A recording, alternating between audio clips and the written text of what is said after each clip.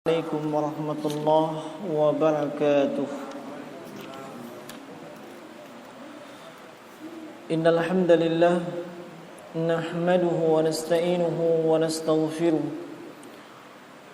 wa na'udzu billahi min shururi anfusina wa sayyiati a'malina. May yahdihillahu fala mudilla lahu wa may yudlilhu fala hadiya lahu. نشهد أن لا إله إلا الله وحده لا شريك له تعظيما لشأنه وأشهد أن محمدا عبده ورسوله الداعي إلى رضوانه اللهم صل وسلم عليه وعلى آله وأصحابه ومن تبعهم بإحسان إلى يوم الدين وسلم تسليما كثيرا ثم أما بعد معاشر المسلمين جماعة صلاة المغرب rahimani wa rahimakumullah. Alhamdulillah, kita memuji Allah subhanahu wa ta'ala dengan segenap pujian yang terbaik. Dialah Allah satu-satunya ilah yang berhak untuk diibadahi dan disembah. Dia pula Allah subhanahu wa ta'ala, pencipta seluruh apa yang ada di permukaan bumi ini. Dan dia pula Allah subhanahu wa ta'ala yang memberikan nikmat, karunia dan rezeki kepada setiap dari makhluknya secara umum dan terkhusus kepada hamba-hambanya yang mereka beriman dan beramal saleh dan bertakwa kepada Allah subhanahu wa ta'ala. Salam dan salawat kepada baginda Rasulullah Muhammad sallallahu alaihi wa ala alihi wasallam, di mana salawat dan salam kepada beliau merupakan perintah langsung dari Allah subhanahu wa ta'ala. Setelah Allah menyebutkan bahawa zat Allah itu bersalawat kepada Nabi, Allah perintahkan kepada kaum mukminin, innallaha wa malaikatahu yusholluna 'alan nabi ya ayyuhalladzina amanu shallu 'alaihi wa sallimu taslima. Kemudian jemaah sekalian,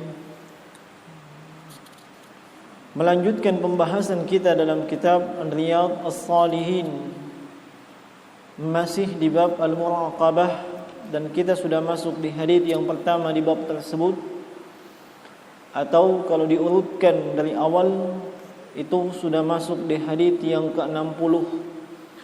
Kita masuk di hadis yang cukup panjang yang telah kita sebutkan matannya di pertemuan yang lalu, yaitu hadis Umar ibn Khattab radhiyallahu ta'ala anhu, di mana beliau menceritakan bahwasanya bainama nahnu julusun 'inda Rasulillah sallallahu alaihi wasallam, tatkala beliau dan para sahabat yang lainnya duduk bersama dengan Nabi sallallahu alaihi wasallam, na'am, pada suatu hari, maka tiba-tiba muncul seorang laki-laki yang syadidu bayadith thiyab syadidu sawadis syar.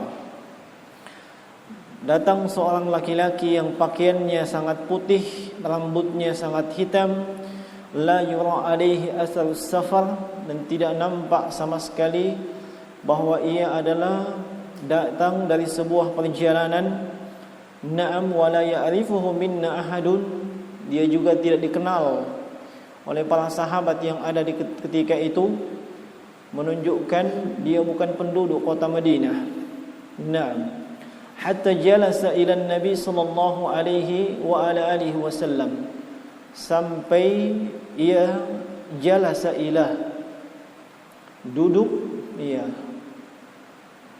bersama dengan Nabi sallallahu alaihi wasallam. Dan faedah yang disebutkan oleh Syekh Muhammad ibn Shalih Al-Utsaimin rahimahullah bahwasanya Umar tidak mengatakan hatta jalasa indah, tapi hatta jalasa ila, menunjukkan itu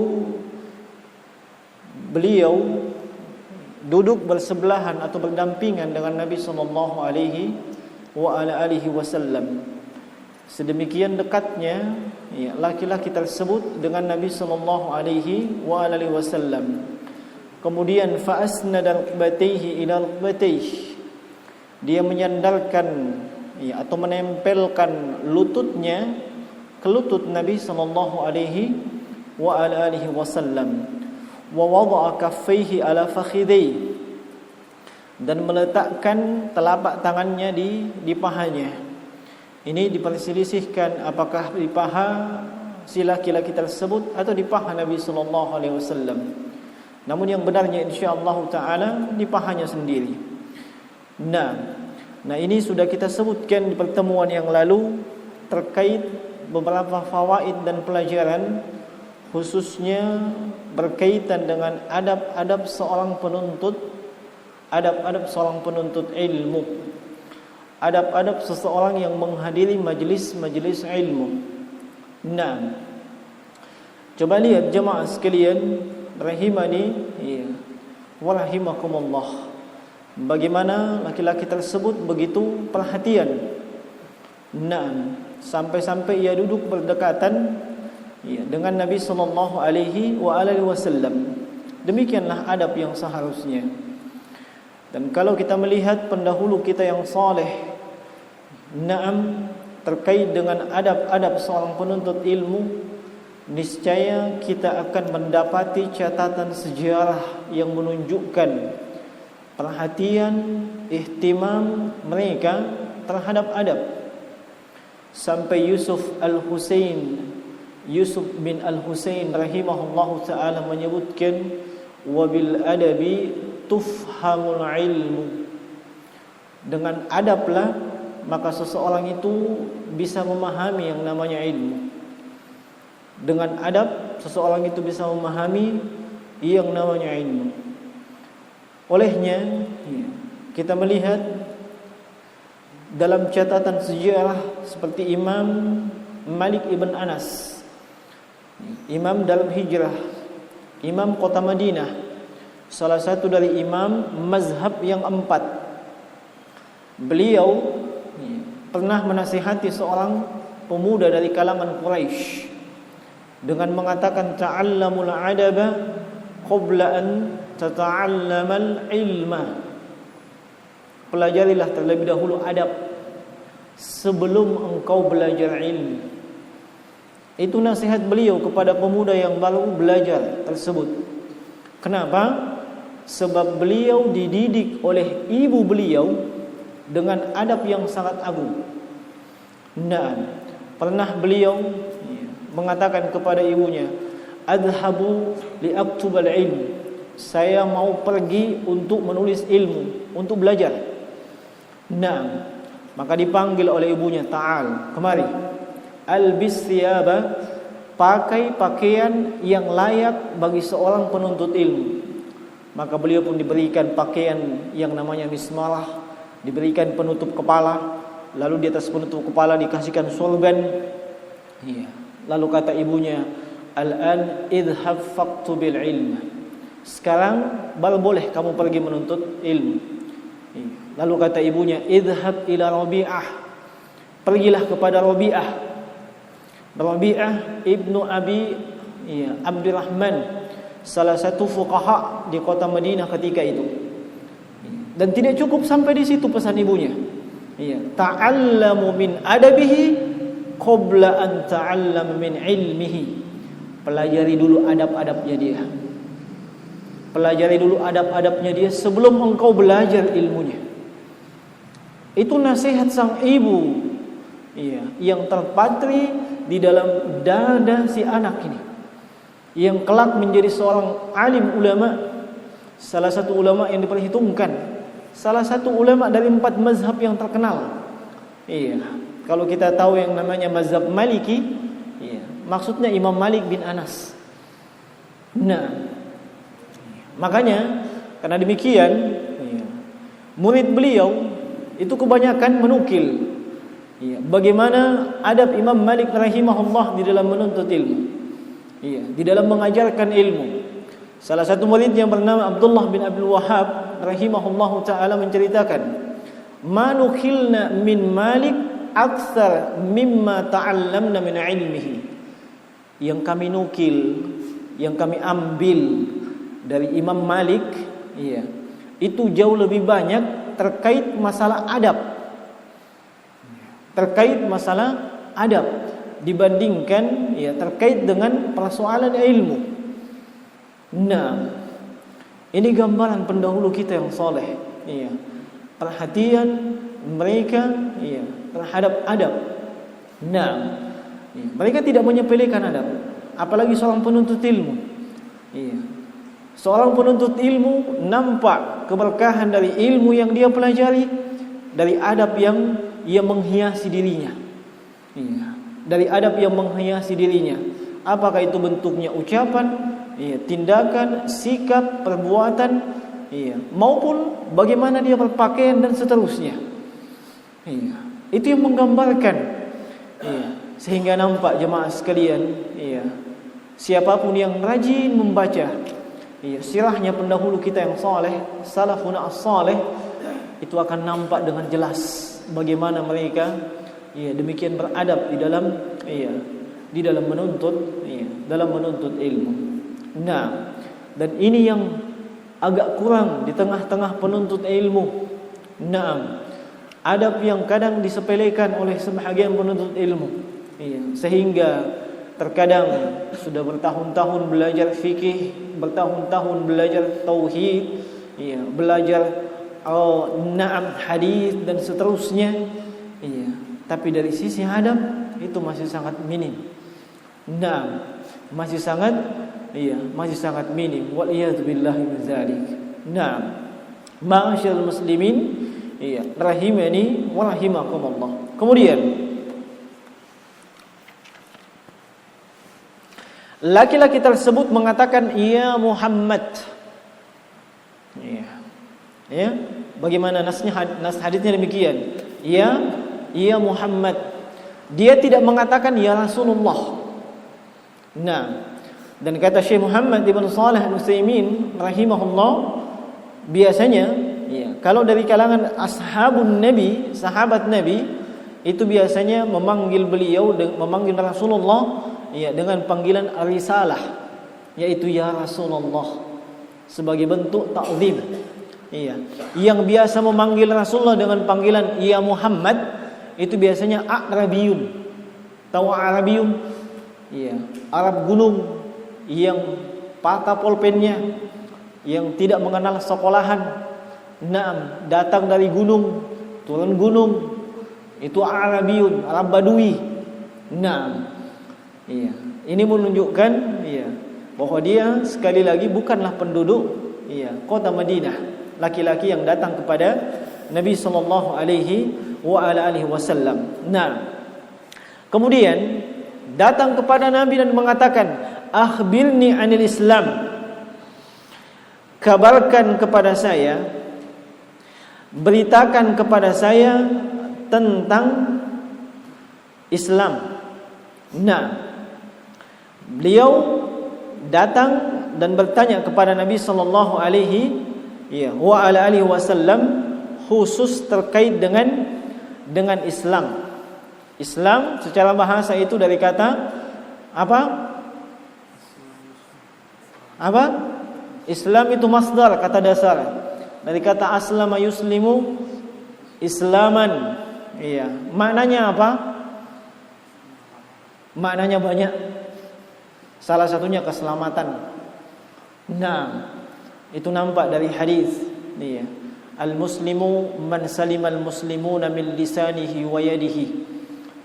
Seorang muslim itu muslim yang lain selamat dari gangguan tangan dan lisannya. Jadi maknanya keselamatan. Dan Islam itu kadang bermakna kepasrahan dan ketundukan.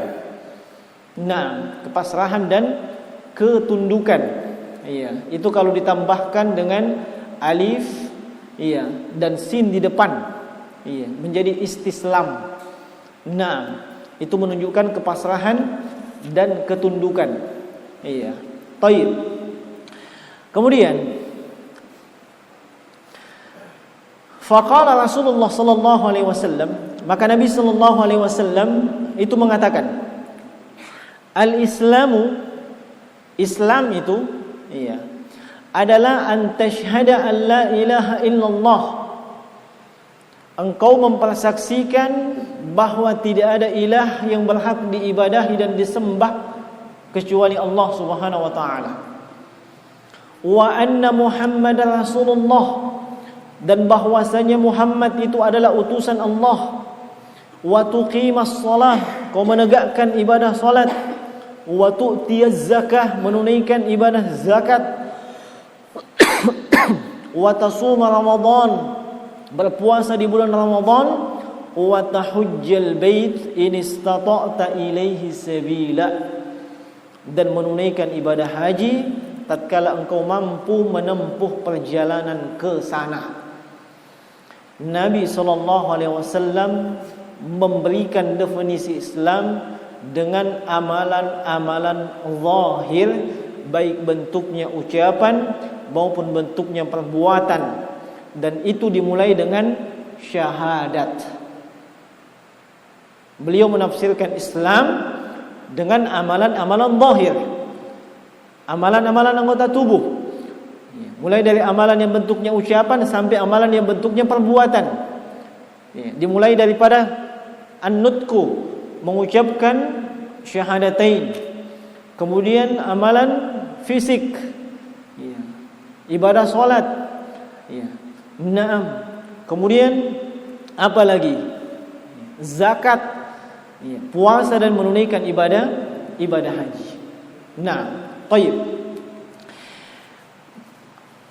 Asy-syahadah, iya, ini kan biasa terjemahkan dengan saya bersaksi, ya. Nah, asy-syahadah itu adalah al-iqrar, iya, pembenaran, al-jazim, yang mesti, yang harus. Ya, asy-syahadah tidak mesti dengan melihat, ya. Tidak mesti dengan melihat, tidak mesti kita mempersaksikan Allah melihat langsung, tidak. Demikian pula tidak mesti mempersaksikan melihat langsung Nabi sallallahu alaihi wasallam. Nah, an la ilaha illallah, mempersaksikan bahwasanya la ilaha illallah. Apa artinya la ilaha illallah? Tiada Tuhan selain Allah. Itu yang biasa kita baca di buku-buku, ya. Naam. Taib. Coba kita lihat dari sisi bahasa dulu. La ilaha illallah, berapa suku kata? 4 suku kata. Iya. Pertama kata la. Kemudian yang kedua ilah. Yang ketiga illah. Dan yang keempat Allah. 4 suku kata. Lihat, la itu dalam susunan bahasa Arab, iya, itu namanya nafi, ya, nafi, peniadaan, iya, meniadakan, menafikan. Nah, dan di sini namanya nafi lil jins, menafikan, meniadakan semua, iya, kata benda yang akan datang setelahnya. Menafikan dan meniadakan, itu namanya la nafyu lil jins. Dia lebih umum dibandingkan la nafi yang biasa. Nah, kemudian ilah. Apa maknanya ilah? Ilah itu masdar, ya, dari kata yang akarnya adalah objek atau maf'ul, ya, yaitu ma'luf. Ma'lu itu artinya ma'bud. Ma'lu, ma'bud, yang diibadahi, yang disembah, ya, yang diibadahi atau yang disembah. Nah, itu ilah. Nah, ya, makanya dibedakan itu di dalam Al-Quran. Naam, Iya, ada yang disebut dengan Rabbun. Iya. Itu juga maknanya kadang terjemahkan dengan apa? Dengan Tuhan. Datang ilah terjemahkan lagi dengan Tuhan. Iya. Padahal maknanya tidak demikian. Nah, itu pentingnya kita tahu bahasa Arab. Baik. La ilah. Kemudian illa. Illa di situ istisna, pengecualian. Nah, pengecualian yang fungsinya adalah al-hasar, yang membatasi. Nah, kemudian kata yang keempat adalah Allah. Nah, biasanya dalam susunan bahasa Arab kapan ada nafyu lil jins itu harus ada dua setelahnya, isim dan khabar. Harus ada dua setelahnya, isim dan khabar. Isimnya sudah ada, ilah. Iya. Khabarnya tidak ada di situ. Nah, maka supaya lengkap dia mesti ditakdirkan apa khabarnya. Ini letak penafsiran yang multitafsir di kalangan masyarakat kaum muslimin. Sampai mereka mengatakan tidak ada Tuhan. Iya. Nah, sebab mereka menafsirkan bahwasanya khabarnya di situ khaliq, la khaliqan, la mawjudan. Padahal yang tepat, yang benar adalah apa? La ma'bud. Ilah kan artinya ma'bud. Sudah tadi. Bihaqqin. Kenapa mesti pakai bihaqqin? Sebab yang namanya sesembahan ada yang hak, ada yang batil. Yang disembah itu oleh manusia ada yang hak dan ada yang batil. Nah, sesembahan manusia banyak. Ada yang bentuknya sesuatu, ada yang bentuknya makhluk. Yang bentuknya sesuatu seperti hawa nafsunya. Makanya Allah sebutkan dalam Al-Quran, afara'aita man ittakhadha ilahahu hawa. Bagaimana ada pendapat tentang mereka yang menjadikan hawa nafsunya sebagai ilah, sebagai sembahan. Ada yang menyembah hawa nafsunya. Apa yang kata hawa nafsunya, itu yang jadi. Meskipun bertolak belakang dengan rambu-rambu agama. Itu sama saja dia menyembah hawa nafsunya. Nah, atau ada yang menyembah bentuknya makhluk.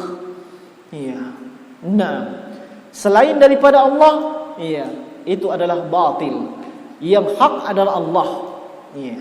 Olehnya itu para ulama itu ketika menjelaskan la ilaha illallah, mereka mengatakan la ma'luh, la ma'budah bihaqqin illallah.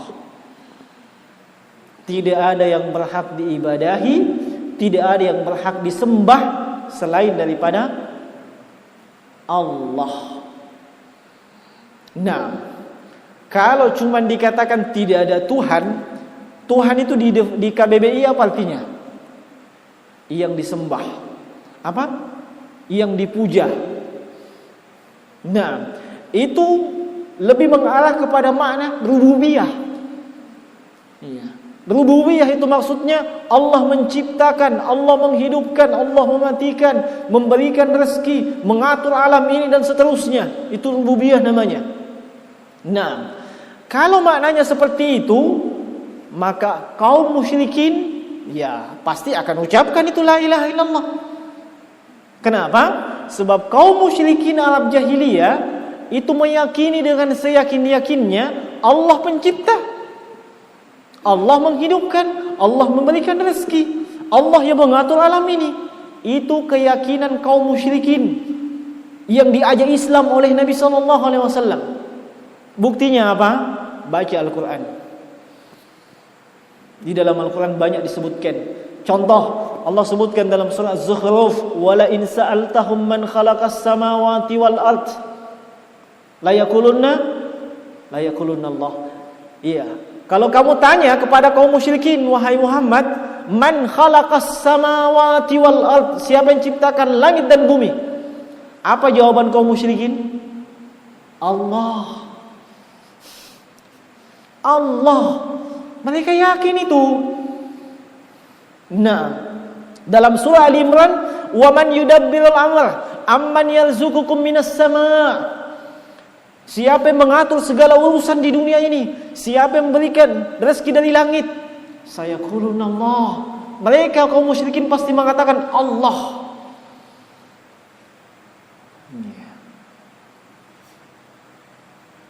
Tapi kenapa mereka tidak mau mengucapkan la ilaha illallah?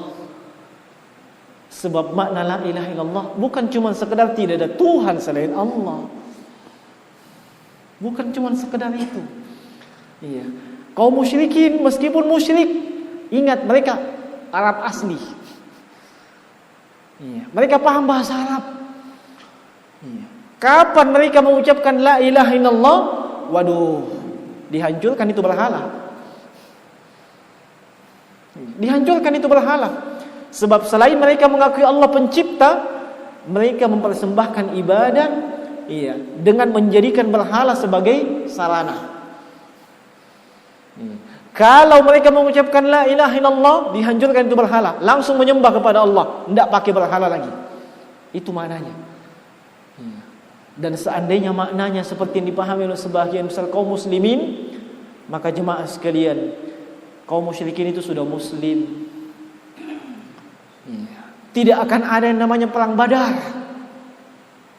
Tidak akan ada namanya perang Uhud, perang Khandaq dan seluruh peperangan yang lain. Kenapa? Kaum musyrikin mengakui Allah pencipta. Kaum musyrikin mengakui Allah memberi rezeki. Kaum musyrikin meyakini Allah mengatur segala urusan. Manfaat, mudarat, kematian, kehidupan, Allah yang mengatur. Itu keyakinan kaum musyrikin.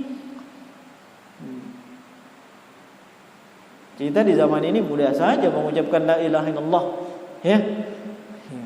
Nah, nanti kalau kita lanjut akan semakin nampak bahwasanya memang kadang ucapan kaum muslimin cuma di bibir saja. Nah, la ilaha illallah, zikirnya la ilaha illallah, padahal itu kalimat, ya, ada rukunnya, ada syaratnya, ada pembatalnya. Ya. Sudah zikir 100 kali tapi melakukan pembatalnya, tidak memenuhi rukunnya. Iya. Bukan cuma sekedar ucapan lisan. Maknanya sangat mendalam. Memang siapapun yang bersyahadat secara hukum dia sudah masuk Islam. Secara hukum, iya, dia sudah masuk ke dalam Islam.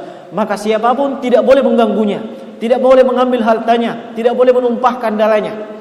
Sebab secara hukum dia sudah muslim ketika dia mengucapkan dua kalimat syahadat. Makanya Nabi SAW itu sangat marah ketika Usamah ibn Zaid radhiyallahu ta'ala anhu, tatkala dalam sebuah peperangan Usamah ibn Zaid itu masih memenggal kepala seseorang musyrik yang sebelum dipenggal kepalanya dia mengatakan apa? La ilaha illallah. Marah sekali Nabi. Sampai beliau mengatakan aqataltahu ba'da an qala la ilaha illallah. Kau masih bunuh dia setelah dia mengucapkan la ilaha illallah. Apa kata Usamah bin Zaid? Ya Rasulullah, dia mengucapkan itu ta'awudzan. Ya, hanya untuk melindungi dirinya supaya tidak dibunuh. Iya. Begitu kata Usamah bin Zaid. Tapi Nabi tidak menerima alasan itu. Sebab yang dihukum itu zahiriyahnya. Iya. Kita tidak boleh sampai masuk ke dalam hatinya, membelah dadanya. Apakah betul itu ucapannya jujur? Tidak, itu bukan urusan kita. Yang kita hukum yang nampak, yang di lisannya. Dia bilang saya beriman, ya, oke, Anda beriman. Dia bilang la ilaha illallah, thayyib, Anda muslim. Itu yang zahir. Adapun nanti belakangan kalau nampak bahwa dia munafik, itu urusannya lain. Jadi secara hukum mereka, iya, yang mengucapkan dua kalimat syahadat itu sudah muslim. Adapun urusan dia takut, dia begini dan seterusnya, itu bukan urusan Anda. Iya. Itu urusan belakangan nanti. Nanti dilihat kalau memang dia munafik, iya, lain di bibir, lain, iya, istilah kita ya, lain di bibir, lain di hati. Iya, lain di bibirnya, lain perbuatannya, itu urusan belakangan. Nanti di belakang kita kasih perhitungan kalau memang dia hanya di bibir saja. Yang jelas kita hanya berhak menghukumi zahiriyahnya saja. Nah, baik. Kemudian Muhammad Rasulullah, Muhammad bin Abdullah Al-Hashimi Al-Quraisy. Iya, merupakan masih ada garis keturunan dari Nabiullah Ismail alaihissalam sampai kepada Nabiullah Ibrahim alaihissalam.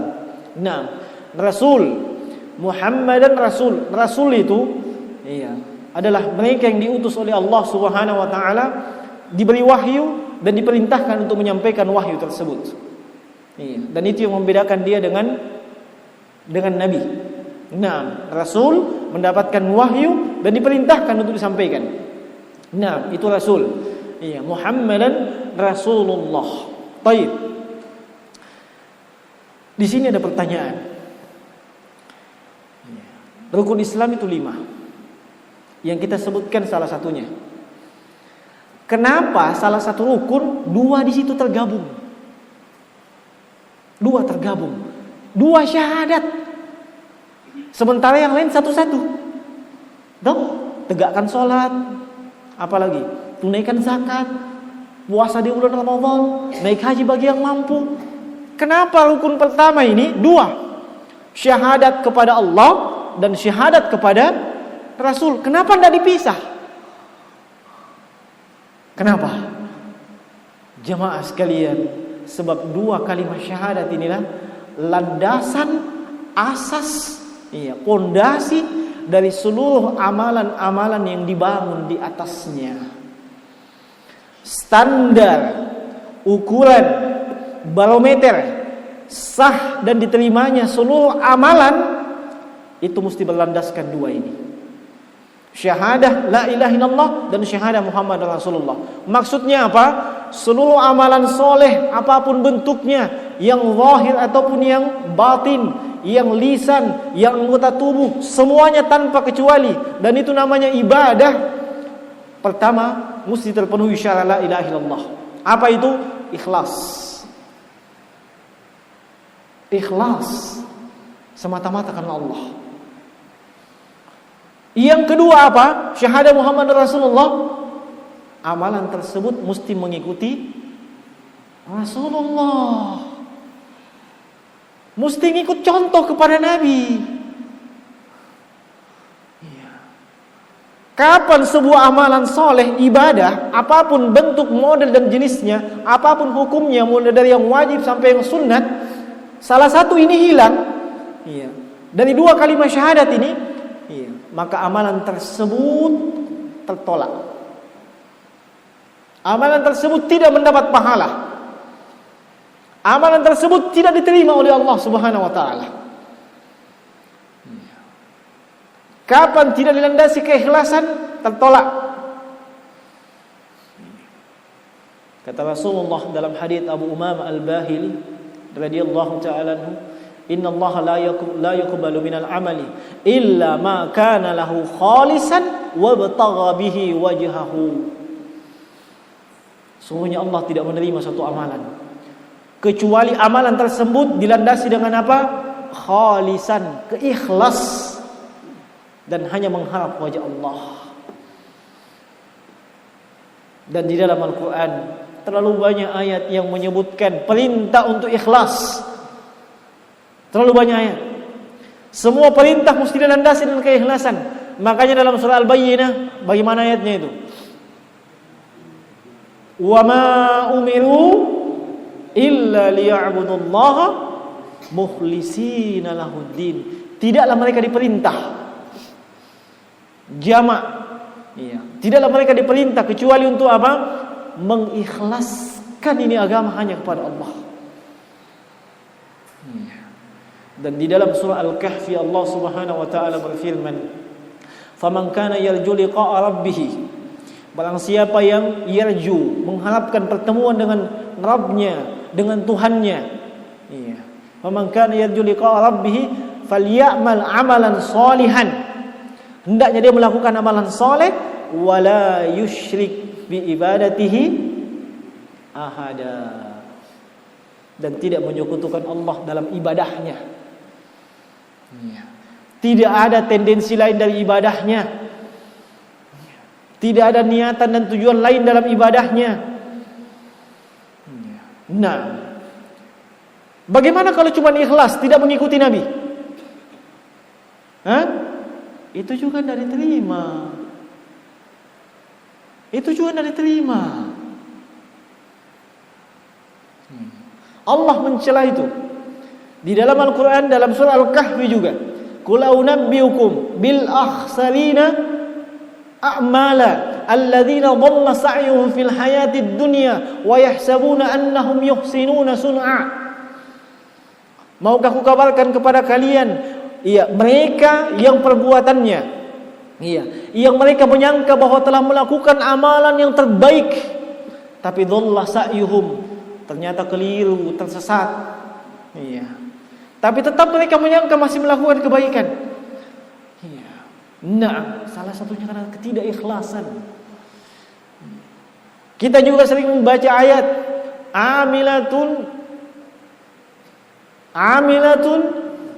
nasibah.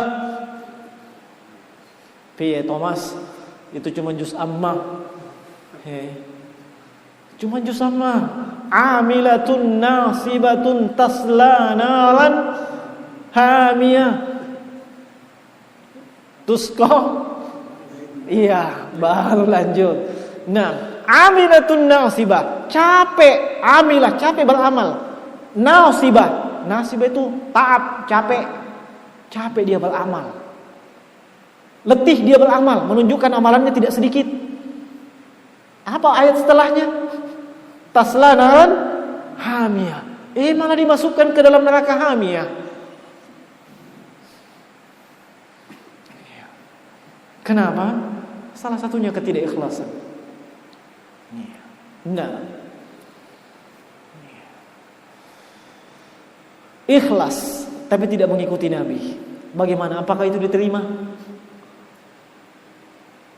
Artinya kita mau ibadah, pokoknya semau gue. Saya mau sholat semau gue, saya mau zakat semau gue, mau puasa setengah hari. Itu anak-anak yang disuruh puasa setengah hari, latihan. Orang dewasa tidak layak. Nah, mau zakat, ya ampun, semau gue, cara gue, diterima enggak? Nabi sallallahu alaihi wasallam bersabda, "Man ahdatsa fi amrina hadza ma laysa minhu fa huwa raddun." Dalam hadis yang diriwayatkan Bukhari dan Muslim dari Aisyah, siapa yang mengada-ada dalam urusan kami ini, yang bukan bagian daripada urusan agama, fa huwa raddun, tertolak itu. Dalam riwayat Imam Muslim, "Man amila amalan laisa alaihi amruna fa huwa raddun." Siapa yang mengamalkan suatu amalan yang tidak ada perintahnya dari kami, tertolak.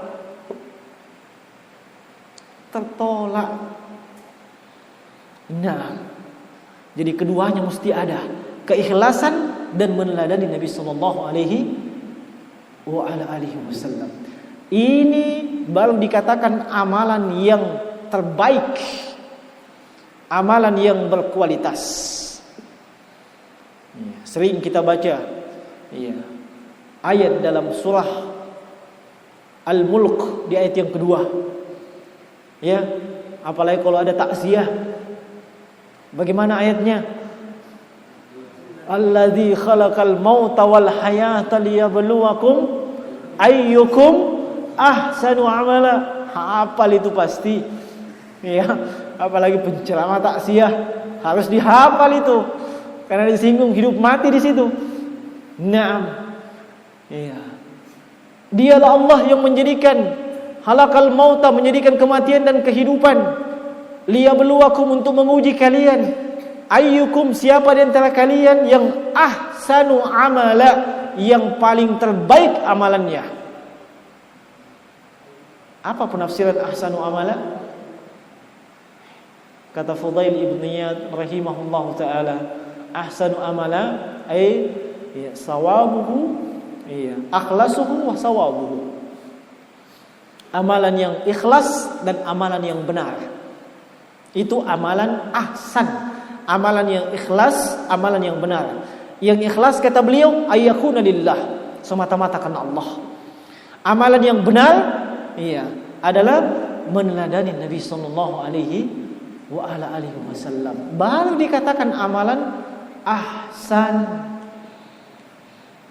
Nah, sudah paham ya kenapa satu syahadat, satu rukun Islam itu kok dua di dalamnya? Begitu maksudnya. Sebab semua amalan kembalinya kepada dua syahadat itu. Kembalinya kepada dua syahadat ini. Nah,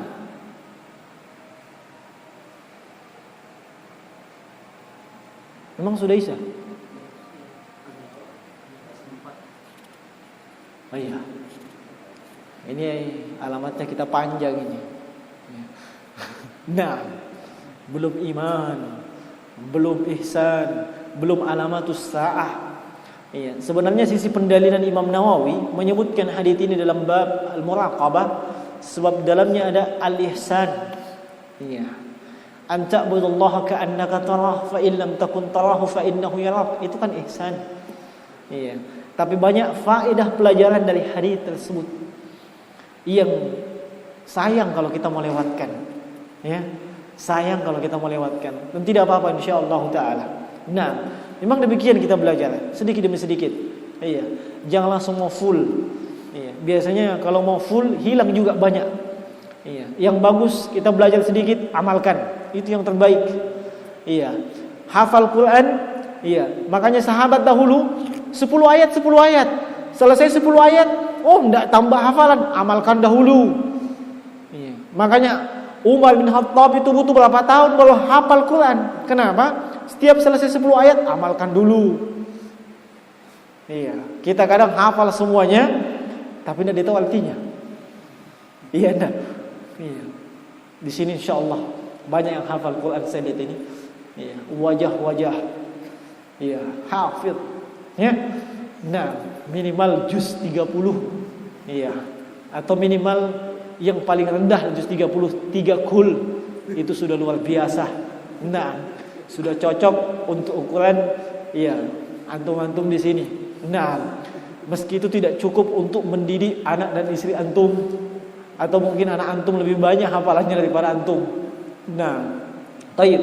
Ini yang bisa kita sampaikan di kesempatan ini. Iya, semoga bermanfaat dan tentu banyak kekurangan. Saya memohon maaf apabila ada ungkapan kata yang tidak berkenan. Iya, saya tidak bermaksud menyinggung sama sekali. Yang benar datang dari sisi Allah Subhanahu wa taala, yang keliru itu pasti datang dari kami. Saya akhiri dengan subhanakallahumma bihamdik, nasyhadu an la ilaha illa anta nastaghfiruka wa atubu ilaik. Wa sallallahu ala nabiyyina Muhammad wa ala alihi wa ashabihi ajma'in. Assalamualaikum warahmatullahi wabarakatuh.